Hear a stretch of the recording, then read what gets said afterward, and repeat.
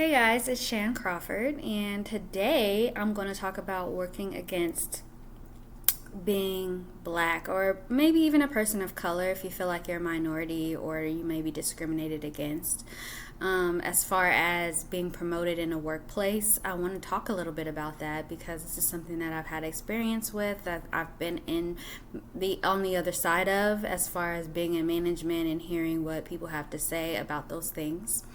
And I just wanted to speak on that because I wanted to be able to add some value to your life. If you are interested in something like getting promoted, I want you to be able to do that and to kind of get some insights yourself so that you know what are some of the things that you can do to work for in your favor and for you when other things are working against you, especially your skin color.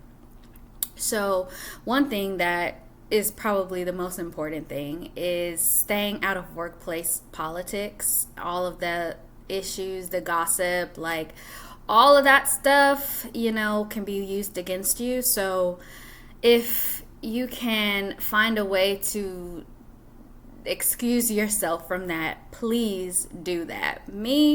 I don't do that in the first place, so I don't have to really excuse myself, but I learned a really hard lesson about that when I was really young, like probably 20, like 10 years ago. And ever since I was included in workplace gossip and all of that BS that really like put a damper on my career, I learned to just not allow that to be a part of my workplace life. And from that point going forward, any job that I had moving along, I just did not get involved in workplace politics or participate in gossip. And there's definitely ways that you can do that without making it seem like you just are too good for people or are like snooty or stuck up. And if that's something that you want to talk about offline because you're not sure how to do that and maintain morale or camaraderie, we could definitely talk about that. But that's something that we should start with if you want to be considered and taken seriously for a promotion at your workplace. Okay. And then the second thing that's really important is just to add value to your workplace. And if that's something that you're already doing, then that's good for you. All you have to do is communicate that you're adding value so that those people that are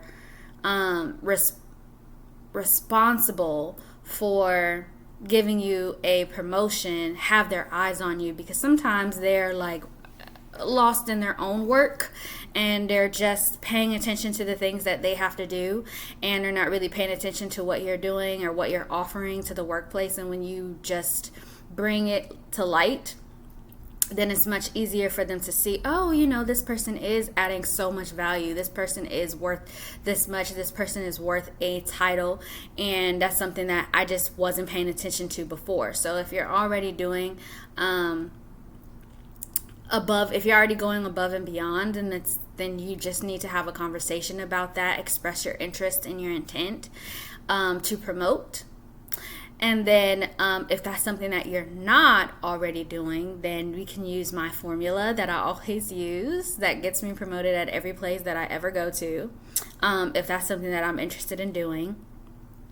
But before I get into my personal formula, I also just want to say, it should go without saying, but I'm going to say that, you definitely want to show leadership qualities. So initiating work, problem solving, seeing how you can help in places where others are not willing to do so or don't care to. Those are definitely leadership qualities that are considered when people are considering your value in the workplace, and definitely contributes to getting a promotion when you're ready to do that or you're ready to step up. Okay?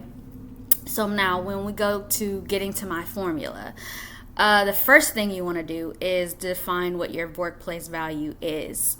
understand what your skill sets are, and take a hard look at them, because sometimes there are skills that you have that you haven't been using, or skills that you've been using naturally on a whim, just because it's part of who you are, and you've been using that as a responsibility at work, but haven't been recognized for it. So one good example of that is if you talk a lot, you're a good communicator, and you network, you might be bringing in accounts to the company without really realizing that that's something that is a whole responsibility for someone. That's someone's whole job title, and you're doing that's not your job title, just naturally. That's something that you just naturally do, and that's something that you would want to bring up and communicate as part of your workplace value, if you haven't been recognized for that as a responsibility already, if that makes sense. So you want to define your workplace value and take a hard look at your skill set, and tweak some of those things, and look at some of the things that you haven't been using and can use in order to add value to your workplace. I want to add that I believe in working smart, not hard. So it doesn't mean that you're going to kill yourself working. Work smart, not hard.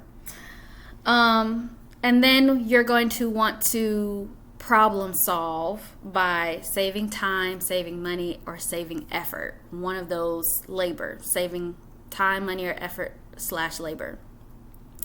Those are the number one things. Those are the three things that the management looks at in order to consider someone for a role of leadership or to promote them. If they're able to save the company time, if they're able to save them money, and if they're able to save workload, effort, labor, that is something that is extremely valuable. So when you want to problem solve, those are the things that you want to look at in order to, because if you just are problem solving, like fixing the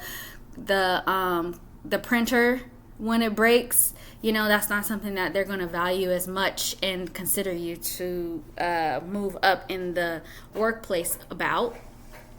But when it comes to big things like time, money, and labor, yes, they will be considering you for promotion, provided that you express interest in that, because they definitely will use you where they can, if you don't make it known that you want more out of your job or workplace position. Okay, so you want to play to your strengths.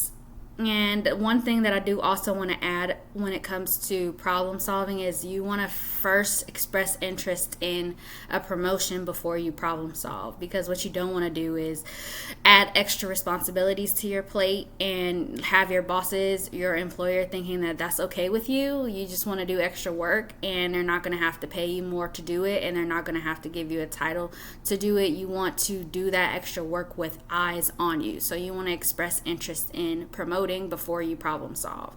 So express interest, then problem solve while you have eyes on you. And then you're going to want to come and circle back around to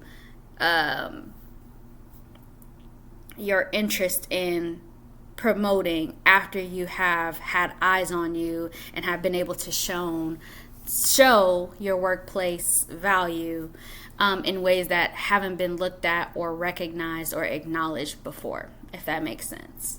So you want to play to your strengths, and if you circle back around to getting promoted and you still hear a no, you want to ask what it is that you're missing in order for there to be room for you in leadership. And take heed, improve your weaknesses, improve your area, work on your areas of improvement. But you also want to communicate your value. You don't want them to just tell you, oh, this, and this is wrong with you, but not include what it is that is right about you, because sometimes they will try to lowball you and keep you at a place that you don't want to be at, by bringing up the things that you have messed up on or are weak in. But they don't want to acknowledge the things that you are great at and that where your strengths are. And that's why you want to be aware of that and define your value in the first place, so that you can go in there with the confidence that you have these things to offer regardless of what they have to say, because they will try to lowball you and get around giving you a raise or promotion if that's possible. But these kinds of things that you do that I'm talking about with you today are almost impossible to ignore. And it definitely is definitely probably a, what is the word I'm looking for? Is definitely probably an abuse of power or abuse period if you've done all of these things in your workplace and they refuse to promote you or give you a raise at the very least. So you will want to consider other jobs where they would appreciate what you have to offer, if that makes sense. So communicating your value, expressing interest in your promotion, coming back around to that, getting what is needed. If you're missing anything, if they say that there's areas of improvement that you could work on, you definitely want to do that.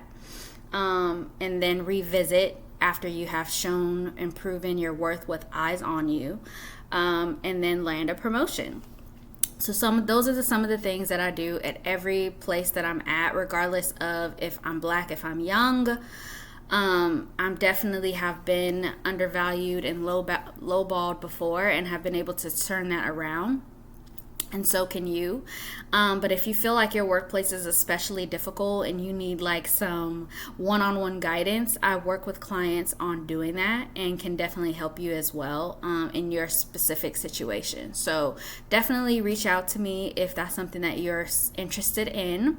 You can DM me, you can comment on this video and I will reach out to you if you're more comfortable with that. Or you can also email me at shan@beautyofgrowth.com. That's Shan like Jackie Chan, CHAN @beautyofgrowth.com. And that is it for today. Hopefully you found some value in this and you found some confidence in going for the things that you want to go for. We all deserve to have a prosperous life as well as you. So hopefully you found some value in today's video. And if I don't hear from you offline, then maybe I will see you in another video. Have a good day.